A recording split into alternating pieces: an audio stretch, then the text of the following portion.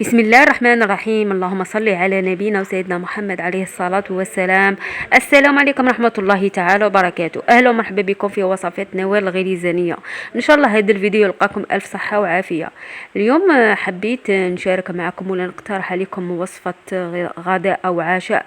وصفة قراصة بدون فرن وقراصة في المقلاة بحشوة دجاج الشاورما. وصفه ولا اروع، سهله وبنينه، وانتم تزيدوا فيها الاضافات. ان شاء الله تعجبكم الوصفه. الا عجبتكم ما تنساوش تدعموني بلايك، واللي مش مشتركه في القناه تشترك وتفعل زر الجرس ليصلها كل جديد. نبدأ الوصفه على بركه الله. مع الاول نتبلوا الدجاج. خديت الدجاج قطعته شرائح. الدجاج قطعتهم قطع، من الاحسن تكون قطع صغيره، انا شويه كبرتهم. درت الثوم، حبه بصل، درت ملحيه، درت فلفل اسود، اسكنجبير، رشه كركب مع الملح ومع الفلفله حمراء وزير ريحه البسباس مرحيه نصف مغرف. ومن الاحسن اللي كانت عندكم القزبر مرحي والحبه طيبه المرحيه. انا ما عنديش، عندي حب والميكسر تاعنا راه خاسر.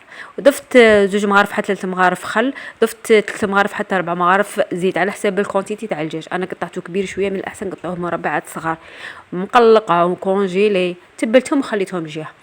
خديت مقلاة سخنتها جيدا وضعت الدجاج يطيب. هذا الوصفه تاع الشاورما ولا اروع.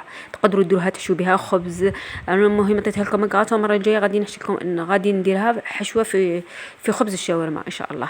بعد اللي قليتها قليلا ضفت ملعقه صغيره كرويه. انا نموت على الكرويه، على ديك لازم نديرها كاع في كلش. قالت لي ماما غير الطعام والشوربه اللي ماكش ديري فيهم الكرويه. نموت عليها. كل واحد وش يحب. التابل كاين اللي يبغي الكمون، كاين التابل اللي تبغوه ديروه. ضفت 2 اوراق قرنط مع نص ملعقه كبيره ولا ملعقه صغيره لا موطارد، وقعدت نقلي فيها على نار هاديه كما راكم تشوفوا حتى اللي تنشف كامل هذيك الصلصه. بعد اللي نشفت الصلصه وبدا الدجاج يطيب، خديت كميه من الماء وضعتها في داك الصحن اللي كنت متبلاه فيه، زعما شلت هذوك لي زيبيس وضفتهم وخليتها طيب حتى تنشف. هنا غادي نحضر الشوفلار. انا ما عطاتني شوفلار والبطاطا والدجاج. قالت لي دبري راسك في الحشا. انا دبرت راسي. المهم دخلت الشوفلار. تبغوا تقدوا ديروها شوفلار، تقدوا ديروا الدنجال، تقدوا ما ديروا والو غير البطاطا والدجاج. هذا مكان. انا ضفت لها الشوفلار والحمد لله عجبهم وما كاينش اللي ما شكرش فيه. درت فنجان حليب، 2 حبات بيض، لي زيبيسي تبغوا الفلفل الاسود والكمون. درت 2 مغارف فرينه معدنوس. درت فص ثوم مرحي وخلطها. كما عارفين هذه لاباري قاعد تعرفوها. درت تبغوا تضيفوا الفلفل الاحمر، انا بغيت نضيف، بغيت نخليها هكا ناطيه. درت الشوفلير وقليته. على بالكم هذه لاباري قاعد تعرفوها. وكل واحد يبغي يقلي الشوفلير. ماكش باغي نديرو شوفلير ما ديروش الشوفلير، تبغوا ديروا الدجاج. المهم الاطفال اكبر ولا اطفال وقت الشوفلير يكرهوا الشوفلير.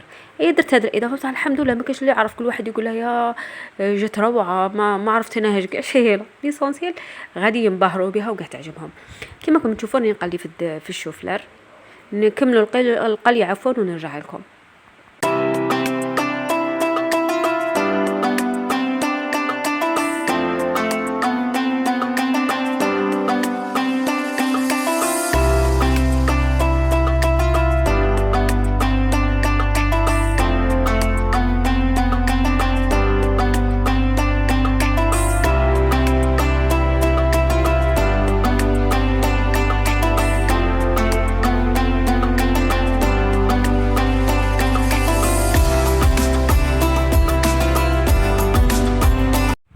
بعد اللي قليت الشوفلير خليته يبرد. نقدروا لاباراي ولا الخليط اللي نوضعوه فوق الكراطه. خديت كاس حليب، رشه ملح، رشه فلفل اسود. على بالكم باللي حسابات كل شيء مالح، لازم الحساب تاع الملح. درت 4 قطع جبن، ولا من الاحسن لو كان جبن كيري هذوك مربعه 2 قطع. ودرت جبن طري، من الاحسن الجبن النوعيه الجيده زعما اللي يكون كريمي. ضفت بعد اللي خلطت، درت الكاس على الحليب ودرت الملح والفلفل الاسود والجبن. ميكسيت كامل المكونات بالبغاء. ودرت ملعقه لا موطارد مع ملعقه زيت. من الاحسن يكون عندكم في مكان الزيت ديروا 2 ملاعق كبار مايونيز. لان ما عنديش مايونيز درت ملعقه زيت.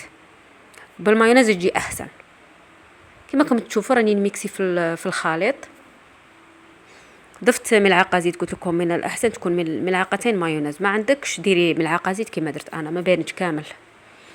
الفرماج غادي يدرك سطول كان نوعيه جيده، غادي يدرك كامل البنه. بعد اللي ميكسيت كلش في رحبه، خديت المقله كنت مسخنتها، خديت كميه من الزبده، دهنت المقله.